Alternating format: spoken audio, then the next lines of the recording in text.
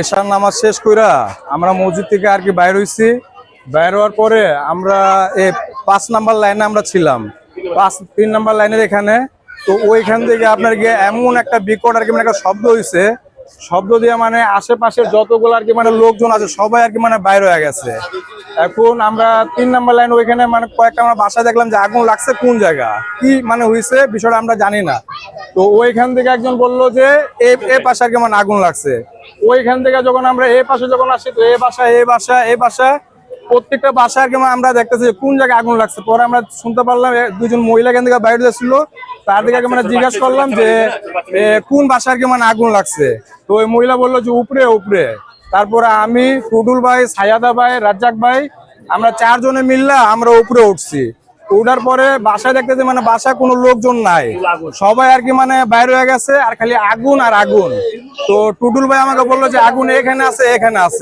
এখন ভিতরে আর কি মানে এমন ভাবে আগুন জ্বলতেছে, এমন ভাবে যে মানে কাউকে কি মানে বোঝানোর মতো কোনো ভাষা নাই। তো এটা হইলো আপনার গিয়া বাসা। আবার এখানে আপনার গিয়া দেখা গেল একটা ফ্যাক্টরি আছে, কাপড়ের ফ্যাক্টরি। তো এমন ভাবে আর কি মানে আগুনটা যে মানে জ্বলতেছে। তো আলহামদুলিল্লাহ আল্লাহ তাআলার হুকুমে আমরা মানে কিছু করতে পারি না। আল্লাহ তাআলার হুকুমে আমরা এই যে পানিটা কিছু নেওয়ার পরে কি পানিটা যখন বিসমিল্লাহ বললা যখন মারছি তো অনেকগুলো আগুনটা কি নিভে গেছে আলহামদুলিল্লাহ। তারপরে সাহস করে আল্লাহ তাআলার হুকুমে ভিতরে পানি মারতে আলহামদুলিল্লাহ এখন কি পুরো আগুনটা নিভে গেছে। নিভে যাওয়ার পরে এখন যে বাসার যে মালিক যেটা আছে ওনার কাছে আমরা ওই বাসাটা বুঝাইয়া তালা মাইরা আমরা চাবি দিয়ে ওনার কাছে আমরা চলে আসছি। আগুনের সূত্রপাতটা আসলে কিভাবে হয়?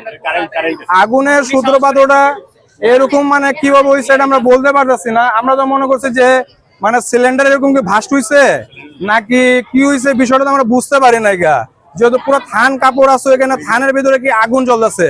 তো পানি যখন মারতে যখন আমরা ভিতরে যখন গেছি তো গিয়া দেখি চিপার ভিতরে একটা যে ফ্রিজ আছে আর ওই ফ্রিজের ভিতরে দেখি আরো মানে অনেকগুলো আগুন। তো আলহামদুলিল্লাহ ওইখানে আবার পানি মারার পরে ওইখানকার আগুনটা কি এখন নিভে গেছে আলহামদুলিল্লাহ। এটা কি আসলে ফ্যামিলি বাসা ছিল নাকি কোনো কারখানা? এটা ফ্যামিলি বাসা আছে, ফ্যামিলির বাসার ভিতরে এটা কি ফ্যাক্টরি আছে, কারখানা আছে। হ্যাঁ, ওইটাই যে আপনি যে ভিতরে যে ঢুকছেন, ঢুকার পরে আপনি যে ছবিটা যে আপনি নিছেন ওই সামনে আপনি ওখানে দেখছেন যে অনেকগুলো ধান কাপড় আছে। তো আল্লাহ তাআলার হুকুমে আল্লাহ তাআলা হেফাজত করছে। এই বাসার ভিতরে যে একটা ফ্যাক্টরি আছে, ফ্যাক্টরির ভিতরে যদি মানে ভালো মতো যদি আগুন যদি লাগতো তাইলে পুরো বাসাটা আরো অনেক আর কি মানে ক্ষতিগ্রস্ত। আলহামদুলিল্লাহ আল্লাহ তাআলা হেফাজত করছে ভাই আলহামদুলিল্লাহ। এখন আহতের সংখ্যা আছে কিনা?